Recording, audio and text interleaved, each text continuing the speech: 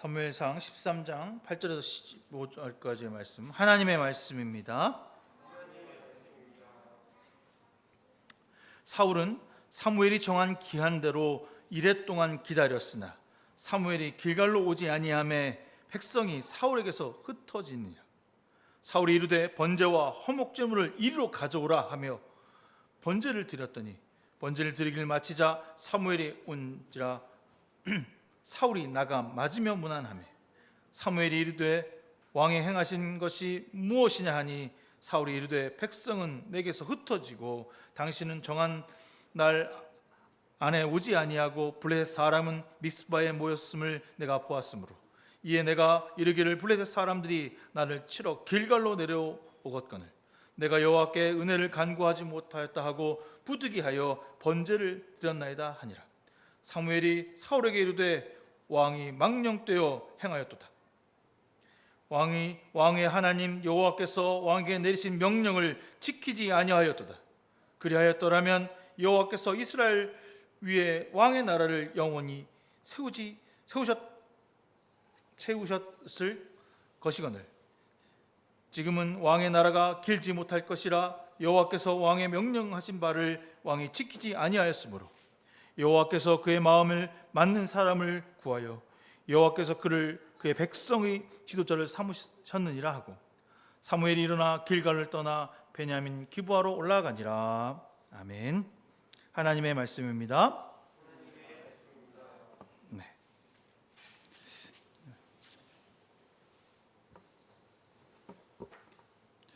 세상에는 경고 표지판이라고 하는 것들이 많이 있어요. 여러분도 지나가면 많이 볼 텐데 가장 많이 보는 게 저는 운전하면서 제한 속도 50km 이상 달려야 한다, 100km 이하를 달려야 한다, 쓰레기를 여기다 버리지 마라, 이런 이야기들이 있습니다.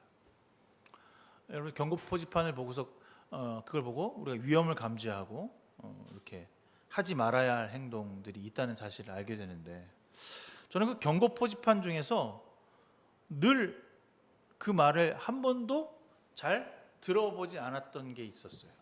그게 뭐냐면 어렸을 때부터 그렇고 지금도 그렇고 잔디밭에 들어가지 마세요. 저 그 말을 잘 듣지 않습니다. 그냥 들어가요. 왜냐하면 원래는 잔디는 밟으라고 있는 거니까. 보기 좋은 것이 아니라 밟으라고 있는 건데 꼭 들어가면 거기 들어가지 말라는데 왜 들어가요? 이렇게 하시는 분들이 있어요. 그렇죠? 들어가지 말라는데 들어가지 말아야죠. 사유지면 들어가지 말아야 되는데 공원 같은 데 잔디밭은 들어가도 괜찮다 이런 생각을 하고 있습니다. 근데 그 경고의 표지판은 반드시 그런 일을 하면 어떤 일이 발생할 수밖에 없습니다. 그러니 그 일을 하지 마세요 라고 하는 이야기를 하고 있는 것입니다. 왜 고속도로에서 100km 이상 달리지 말라고 하면 차간 거리가 있는데 사고가 나면 그 앞에 이상의 거리가 나면 자기도 사고가 날 위험이 있기 때문에 100km 이상을 달리지 마라, 멀찍이 차간 거리를 둬라 이렇게 얘기를 하는 거죠. 오늘 우리가 사울의 인생, 첫 인생을 돌아볼 건데 그에게 하나님께서 왕을 세우시면서 사무엘이 그에게 한 말이 하나 있어요. 절대적으로 하나님만을 순종해라. 하나님 앞에서 모든 일을 결정하고 너는 앞서가거나 뒤에 있거나 모든 상황 가운데 하나님만을 의지해라. 거역하지 마라. 이게 경고의 말이자 그가 가야 할 길이라고 사무엘은 사울에게 얘기했습니다. 하나님만이 오직 너에게 다스림을 주시는 분이다 라고 몇 번에 걸쳐서 그는 사울에게 이야기했습니다. 또한 사울조차도 하나님께 순종했더니 하나님의 길을 갔더니 성령의 충만함을 받고 춤추고 예언도 하고 역사를 보았습니다. 그가 수줍어서 나가지 못할 때 하나님의 거룩한 영이 그에게 들어왔을 때, 분노의 하나님의 영이 들어왔을 때 나가 싸워서 이기는 모습을 그도 직접 경험했던 사람입니다. 그러니까 그의 안에 그렇지, 나는 하나님께 순종하는 삶을 살아야지 라고 하는 마음이 있었습니다. 13장 1절에 사울이 왕이 될 때 40세라 그가 이스라엘 다스린 지 22년에 이스라엘 사람이 3,000명 중을 택하여라고 됐습니다. 사울이 이스라엘을 다스린 지 무려 42년이라고 되어 있습니다. 그가 다스리면서 여러 가지 일이 있었겠죠. 앞뒤 딱 자르고 어저께 지난주에 보면 사무엘이 마지막 말을 딱 하고서 바로 사울로 넘어오는데 42년 동안 열심히 살았어요 하면 잘했다 충성된 정화 이렇게 나와야 되는데 42년 동안 하는 것 중에 이 부분을 딱 집어서 얘기하고 있어요. 뭐죠? 전쟁터에 나갔어요. 전쟁터에 나갔는데 블레셋 군사가 딱 평화 저쪽 편에서 쳐들어오기 시작하는 거야. 근데 워낙 숫자가 많으니까 이 안에 있던 사람들이 겁을 먹은 거야. 근데 전쟁 나갈 때 이스라엘 백성들이 반드시 하는 하나 행동이 있었어요. 뭐냐면 그때 이후로 제사를 드리는 거예요. 하나님께 제사를 다 드리고 나가서 싸우는 거예요. 왜 그렇게 이런 일을 했을까요? 제사를 드린 이유가 있을 거야. 우리는 내 뜻대로 하지 아니하고 하나님의 뜻대로 하는 군대입니다. 하나님께서 우리를 승리를 주시는 부대입니다 라고 한 사실을 인정하고 그 앞에 엎드리기 위함이었죠. 우리는 하나님과 나가 싸우는 군대입니다. 그랬더니 승리했고 그 승리를 경험했잖아요. 자기 멋대로 법궤 들고 막 나가 싸웠을 때 어떻게 했습니까? 지고 법궤도 뺏기고 좋지 못한 일이 있었어요. 그런데 오늘 그 약속된 날짜에 원래 사무엘이 와갖고 딱 기도를 해주고 전쟁터로 나가기로 하기로 약속을 한 거예요. 그런데 그 기한 내에 사무엘이 당도하지 않았습니다. 거기까지 뭐 그걸 당도하지 않을 수도 있는데 또 앞에 적들이 있기도 하지만 더 급했던 건 그 적들을 바라보는 이스라엘 사람들이 두려웠던 거예요. 그래서 어떻게 합니까? 자기 집으로 돌아가기 시작했어요. 처음에는 많은 사람들이 동요가 일어나는 거죠. 탈영하기 시작했던 거예요. 여러분 부대 안에서 탈영이 일어나면 그 부대의 사기가 어떻게 됩니까? 떨어지죠. 한두 명 탈영하는 것만 괜찮은데 뭐 하사관이나 뭐 중대장이 탈영했어. 그럼 이게 사기가 뚝뚝 떨어질 거예요. 아, 저 전쟁엔 승리가 없구나, 승산이 없구나라고 도망가기 시작한 거죠.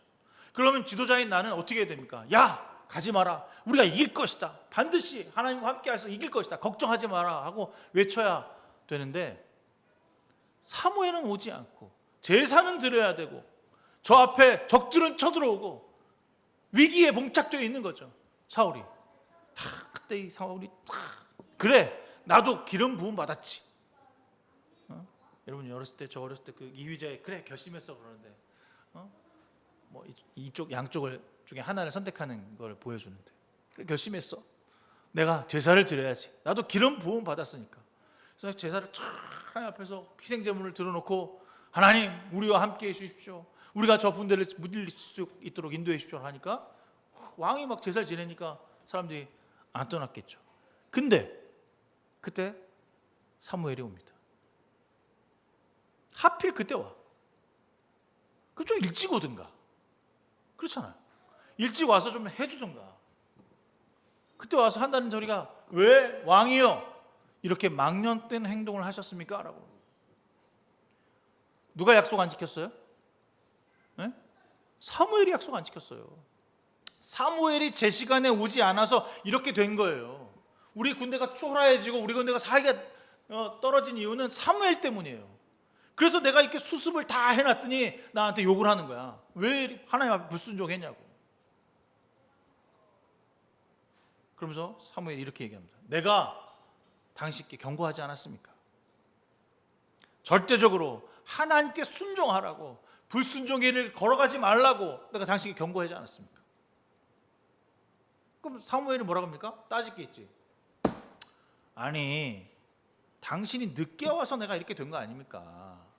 당신 늦게 오지만 않았으면 내가 제사를 지냈겠어요?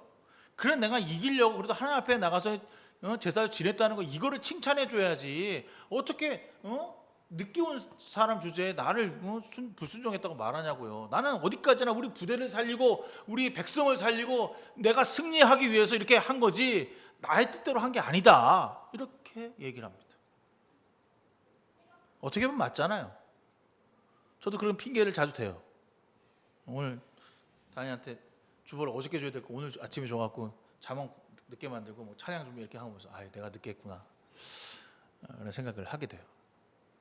핑계가 있거든요. 내가 사실 어저께 깜빡했어. 뭐 이렇게 핑계가 있어. 핑계 없는 무덤은 없으니까. 근데 이 핑계는 정당한 핑계야. 그 사람이 잘못했으니까. 사무엘이 늦게 온 것 때문에 어쩔 수 없이 된 거니까. 그리고 사울은요 안 기다렸냐고. 7일 동안 기다려줬잖아. 7일 동안 그가 오기를 기다려줬다니까요. 그냥 안 왔으니까 바로 즉시로 한 게 아니라 인내하고 참고 흩어져도 기다렸다는 겁니다. 그럼 그 정성을 봐줘야지. 7일이나 기다린 사울을 그래 너 7일 동안 기다렸으니까 네가 하길 잘했다 이렇게 칭찬을 해주지 못할 망정 이 망령된 왕이야 네가 어찌 하나님의 말씀을 불순종하느냐 이렇게 생각합니다. 제가 이 글을 읽다가 이 글을 쓴 사람은 되게 편협한 사람이다 그런 마음이 드는 거예요.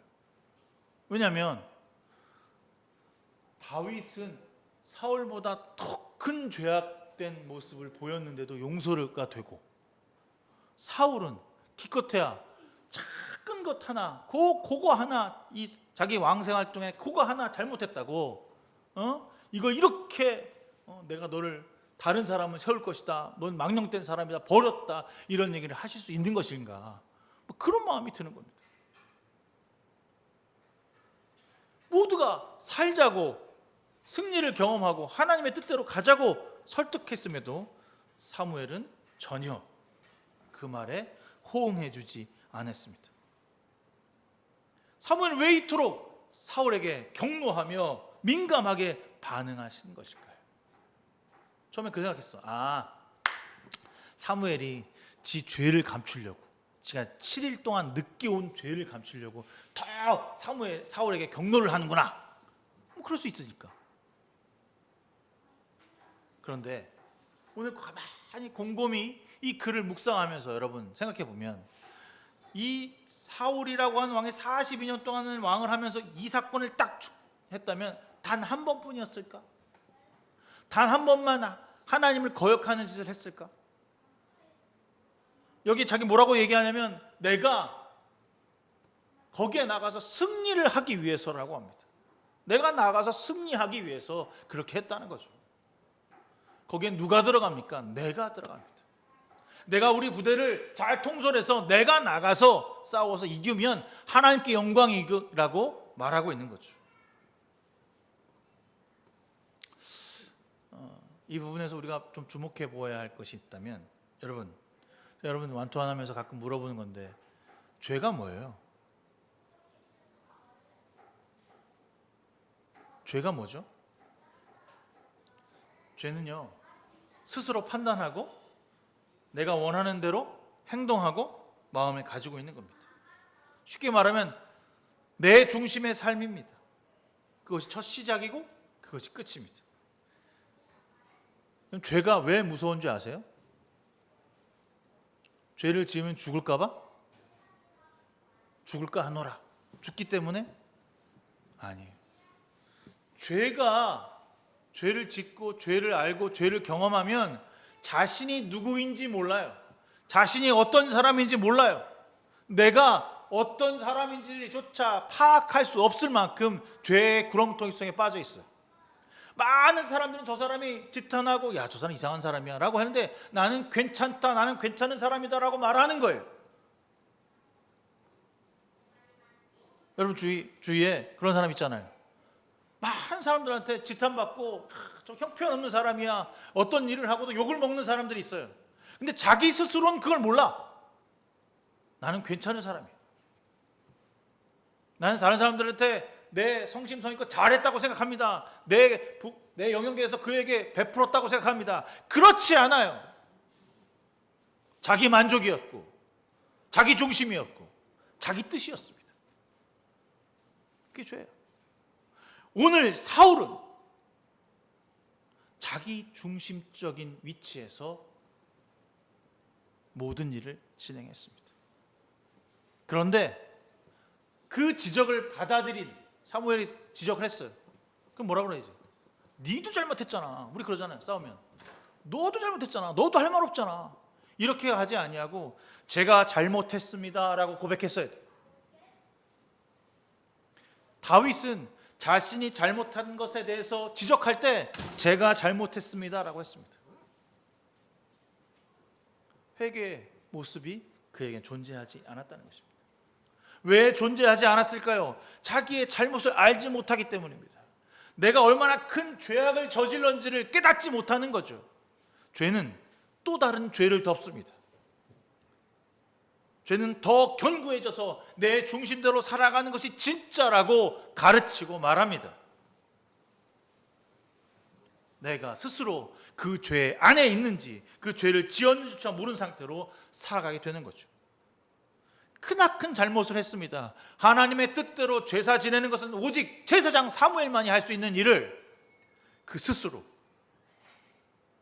자신의 군대를 흩어지지 않고 이 승리를 위해서 임의대로 멋대로 제사를 지내놓고 나는 괜찮은 사람입니다. 나는 합리적인 사람입니다. 나는 여러분들 위해서 이 일을 했습니다라고 방패막이를 삼는 것이 얼마나 큰 불순종인지 깨닫지 못하는 것이죠. 사무엘은 사울에게 이렇게 묻습니다. 당신은 하나님의 순종하는 왕으로 살고 있는가? 그 물음에 사울은 아닙니다. 제가 잘못했습니다 라고 답하지 아니하고 내가 이 일을 한 이유는 다 너희를 위함입니다 라고 말하는 것으로 그의 생명은 이제 끝나게 됩니다. 이 일이 계속해서 반복돼요. 이 이후에도 사울은 자신의 잘못이라고 얘기 안 합니다. 마지막 한 번의 기회를 더 주거든요. 아멜렉을 진멸하라. 그 아멜렉이 어떤 민족이었냐면 처음에 이제 애굽에서 딱 나왔을 때 광야에 딱 들어갔더니 아멜렉이 쳐들어와요. 쳐들어와서 모세가 어떻게 합니까? 그들을 위해서 이스라엘 백성을 위해서 기도하는데 한쪽엔 훌과 아론을 딱 드니까 손을 들고 있으면 이기고 손을 내리면 지는 거야. 그때가 바로 아멜렉이야. 하나님 기억하신 거야. 저 아멜렉을 완전히 반드시 없앨 것이다. 그래서 사울에게 기회를 줘요. 어떤 기회냐? 완벽하게 진멸해라. 가축, 어린아이, 여자, 남자 모두 다 싹 죽여라. 이게 명령이었어요. 사울이 그렇게 했습니까? 아니요. 사울은 가서 사람들은 다 죽였는데 보니까 살찐 짐승들은 죽일 수가 없는 거야. 그건 뒤로 챙겼어. 챙겨갖고 오다가 걸린 거야. 누구한테? 사무엘한테 걸렸지. 왕이시여, 이것은 무엇입니까? 이건 내가 저기 이제 우리 승전했으니까 여기다 이제 하나님께 영광 돌리려고 이렇게 번제 드리려고 하는 겁니다. 나눠 먹게 하려고 하는 겁니다. 그랬더니 반드시 진멸하라고 했는데 왜 다 죽이지 않았습니까? 그랬더니 어쩔 수 없이 우리 군사들이 저거는 그래도 가져가야 된다고, 저거는 그래도 귀한 거니까 다 나눠서 이렇게 가져가야 된다고 자기가 명령해놓고 자기가 그렇게 하라고 해놓고 핑계대고 다른 길로 가고 있는 거죠. 내 죄가 무엇인지 모르고 있는 것입니다. 자기 스스로 자기 중심적인 삶에 있는 모습을 깨닫지 못하고 있는 것입니다. 그럴 때 어떻게 됩니까? 외부에서 경고의 표지판, 경고의 목소리가 들었을 때 그것을 보고 자기 중심에 내가 있음을 깨닫고 빨리 그 속에서 나와야 돼요. 제가 한번 차 타고 막 쫙 다니는데 한 130km, 140km 막 달리고 있어요. 근데 이 내비게이션에서 삐삐삐삐 그러잖아요. 저 앞에 80km라고. 그런데 이제 내가 늘 생각하기에 이 도로에 무슨 80이 있어. 내가 늘 다녀봤는데 없어. 막 달렸어요. 찍혔을까 안 찍혔을까? 찍혔어. 이동식 경찰이 나와 있었던 거야. 그건 사라진 줄 알았더니 이동식 경찰이 아저씨가 나와서 탁 이러고 있는 거야. 그 말 들었으면 7만 원 안 물었는데 물었지. 그러면서 내가 뭐라 하는 줄 알아? 저 나쁜 경찰, 안 찍다가 찍었다고. 누가 잘못했어요? 경찰이 잘못했어? 내가 잘못했지. 그런데도 경찰을 비난해요. 나쁜 경찰, 내가 이 도로를 얼마나 많이 다녔는데 여기서 찍고 있다고. 이게 우리의 모습이에요. 내가 잘못했잖아. 경고의 표시편이 있잖아. 거기에 가면 속도를 줄이십시오. 거기 줄여야 합니다라고 하는데도 괜찮아. 나는 괜찮아. 난 잘할 수 있어. 그까짓 건 뭐 괜찮아. 우리 중심에 그 경고의 표시판을 무시하고 그 말씀을 한 귀로 듣고 한 귀로 흘려버리면 오늘 사울과 같은 모습으로 살아갈 수밖에 없는 거죠. 내가 죄인인데 죄인인 것을 모르는 상태로 살아가는 것입니다. 죄를 모르면 민감하지 못합니다. 어떤 것에 대해서, 어떤 사건에 대해서 그냥 자기의 눈으로만 바라보지 상대방의 눈으로 바라볼 수 없게 되는 것입니다. 주님은 모든 것을 주님 상대방의 눈에서 바라보게 하셨습니다. 과부와 약자와 세리의 눈으로 그들을 바라보셨습니다. 소외되고 비판받고 많은 사람들의 손가락진 그 영혼들의 손을 잡아주시기 위해서 그들의 마음을 문을 열기 위해 그의 자리로 함께 가셨습니다. 많은 사람들은 그 자리를 피합니다. 많은 사람들은 더럽다고 말합니다. 손가락질을 할 뿐 함께 하지 않습니다. 그러나 우리가 그들과 함께 해야 합니다. 사무엘이 그의 제사를 드릴 때 딱 왔으면 얼마나 찔렸을까. 찔려서 제가 잘못했습니다 라고 그때 그 소리만 했어도 아마 사울은 계속해서 왕의 역할을 잘 감당했을 거예요. 너무나 뻔뻔스럽게 나는 잘못한 게 없어요. 이럴 수 있는 거지 뭐. 나도 기름 받고 너도 기름 부음 받았는데 난 이러면 안 돼? 라고 생각한 겁니다. 자신의 방식대로 하나님을 해석하고 하나님께 다가가는 것이 정당하다고 말하고 있습니다. 그 기다림은 나를 위한 기다림이었다고 스스로 고백하고 있습니다. 내가 그 전쟁에서 승리하고 많은 백성들이 겁먹지 않기 위해서 하나님을 이용했다라고 그는 스스로 말하고 있습니다. 나의 하나님을 기다리는 이유는 내가 하나님을 잘 써먹기 위해서라고 그는 고백합니다. 이 모습에, 이 말씀에 여러분도 같은 사람이지 아닌지 생각해 보시기 바랍니다. 만약에 사무엘이 좀 늦게 온다고, 좀 늦게 올 수 있잖아. 기다렸어. 백성들이 흩어져, 없어져, 막 쳐들어와. 그럼 좀 어때? 하나님이 나와 함께 하실 터인데. 분명히 이전에 경험했던 하나님, 이전에 함께 했던 하나님을 알고 있다면 그 어렵고 위기의 순간에 그는 버틸 수 있었을 것입니다. 그러나 그는 하나님이 아니라 자신의 눈으로 세상을 보았습니다. 베드로가 물 위를 걸을 때 저도 함께 걷겠습니다 라고 주님을 바라볼 때는 그 물 위로 걸어갔어요. 물 위를 걸어갔다가 바람이 휙 부는 거 보고 물 밑을 보니까 빠졌다는 겁니다. 무엇을 의미합니까? 주님을 바라보지 않냐고 자기를 바라보고 자기의 현실을 바라보는 순간 그는 타락하고 무너질 수밖에 없습니다. 베드로가 주님 곁에 있겠다라고 고백했지만 그는 멀찍이 서 있었을 뿐입니다. 자신의 목숨을 내려놓고 주님 가까이서 그 희생당함을 보는 것이 아니라 멀찍이 어떻게 되나 구경꾼으로 있을 때 자신의 목숨을 살리고자 3번 그리스도를 부인할 수밖에 없는 사람이 되었던 것입니다. 그럼에도 주님 우리를 찾아와 주십니다. 다시 돌이키라고, 다시 너의 삶이 아니라 내 중심으로, 하나님 중심으로 살라고 요청하고 기다리시는 것입니다.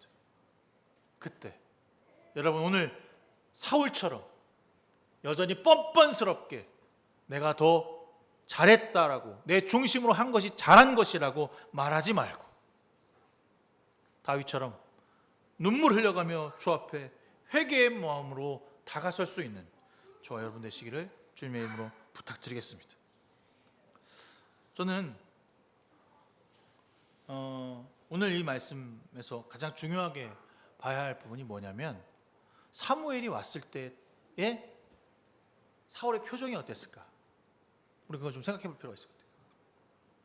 저도 그 어떤 그 이제 잘못한 일을 막 하다가 내가 뭐 어떤 일을 하다가 누가 문을 탁 열면 뜨끔하잖아. 약간 그치? 아니야? 난 그런 적이 있대. 이제 무슨 어떤 거를 막 하다가 이제 하지 말아야 될 뭐 게임 옛날에 그랬어. 게임 하다가 뭐 방문 딱 열면 뜨끔 그런 거 하는데 그때 어떻게 해요? 안 그런 척 천연덕 쓴 척 뭐 뭔데? 뭐 이렇게 화면 싹 돌려놓고 그런 게 있으면 보는데 왜 그렇게 되냐면 죄를 들키는 것이 두렵기 때문에 그래요.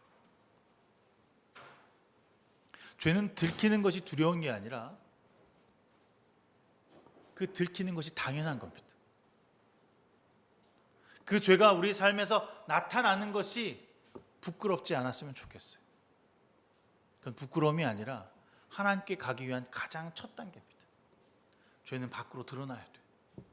죄는 은밀하게 내 속으로 자꾸만 스며들어서 나를 하나님과 소통하지 못하게, 관계하지 못하게 만들 때 하나님 우리에게 있는 죄들 자꾸 토해서 밖으로 끄집어내라고 말합니다. 우린 실수할 수밖에 없는 사람들이에요. 우리는 죄질 수밖에 없는 사람들이에요. 간혹 경고의 표지판을 넘겨서 그래 뭐 그럴 수 있지라고 간과하는 사람들이에요.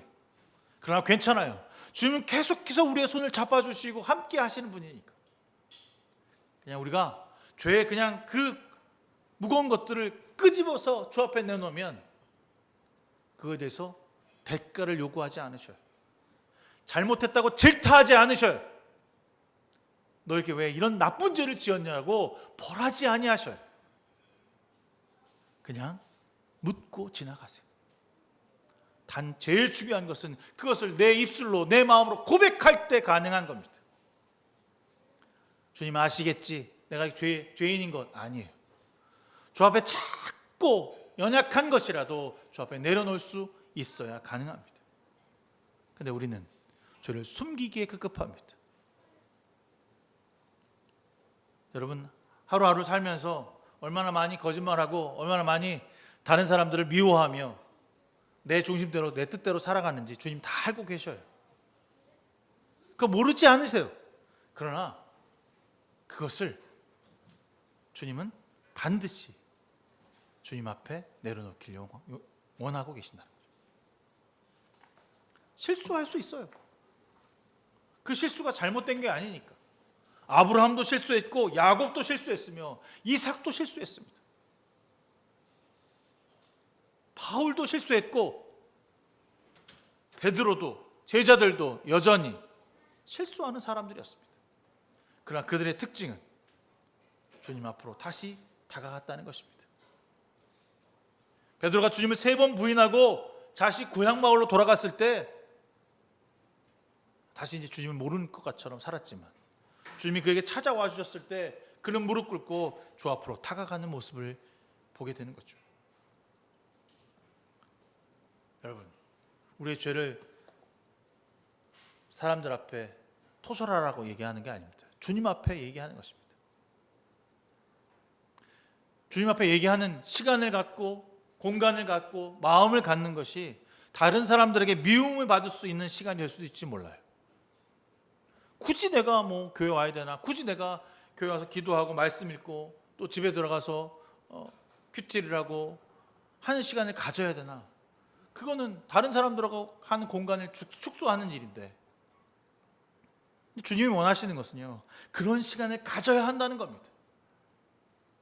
나를 위한 시간이 아니라 주를 위한 시간, 미움받는 시간을 가져야 한다는 겁니다.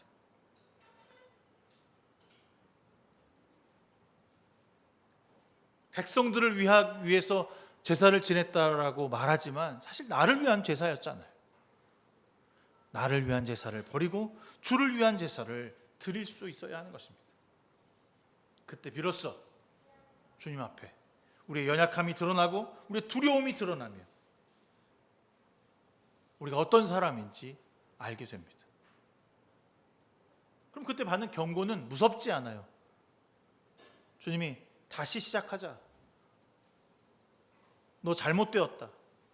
그 길은 아니다. 라고 할 때 죄인 상태로 가면 두렵고 떨리고 죽을 수 있을까 생각하지만 내가 주님 앞에 다시 나가서 회개하는 마음으로 기도하는 마음으로 나가게 되면 그것이 반갑고 그 경고가 나에게 은혜가 됩니다. 주님께 순종하는 것은 그분이 뜻이 이 땅에 선포되기를 기다리는 사람들의 모습입니다. 여러분의 영역에서 주님의 뜻이 선포되길 바랍니다. 내가 이기기 위한 선포가 아니라 주님이 이 땅의 평화와 은혜가 선포되기 위해 내가 도구가 되기를 소망합니다. 그 삶이 작지만 여러분 구석구석에서 나타났으면 좋겠습니다. 높은 자리에 위치해서 나타나는 것이 아니라 여러분의 자리에서 그 일들이 나타나길 소망합니다. 연쇄적으로 어렵게 막 여기저기서 고난과 역경이 왔을 때 하나님 어떻게 해주세요라고 그때만 주님을 찾는 것이 아니라 그 위기 가운데 내 힘으로 내 능력으로는 할 수 없으니 주님 찾아와 주시옵소서, 해결해 주시옵소서라고 무릎 꿇어 두 손을 들 수 있는 그런 주님의 사람으로 나가길 소망합니다.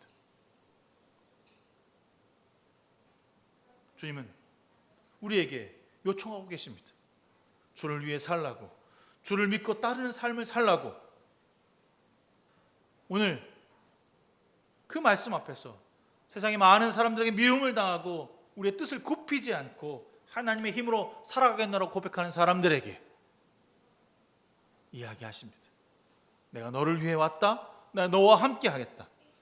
너의 모든 인생을 내가 책임질 테니 나를 위해 따르라고 인도하고 계십니다. 그러니 그의 말씀이 경고의 말씀이 되든 사랑의 말씀이 되든 십자가 앞으로, 그리스도 앞으로 여러분을 내밀고 땅끝으로 들어가길 소망합니다. 남들이 다 하는 대로 사는 인생이 성공한 인생이 아니라 남들이 하지 아니하고 가지 아니하고 바라보지 아니하는 주님의 인생을 찾아서 두 손을 들어 내 마음으로 내 삶으로 향하여 걸어갈 수 있는 저와 여러분 되기를 주님의 이름으로 축원합니다. 좋으신 하나님 감사합니다. 주님 안에서 뭔가 마음을 다해 기뻐하며 즐거워하며 성령 충만한 삶을 살아내기 위해 경고의 메시지를 그냥 흘려보내지 않도록 인도하여 주시옵소서.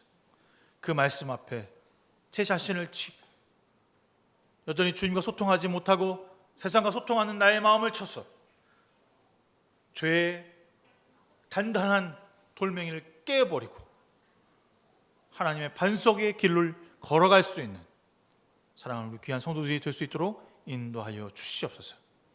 모두 주님께 맡기며 예수 그리스도의 이름으로 간절히 기도드렸사옵나이다. 아멘. 찬송가 213장 찬송하시면서 준비하신 예물 드리시겠습니다.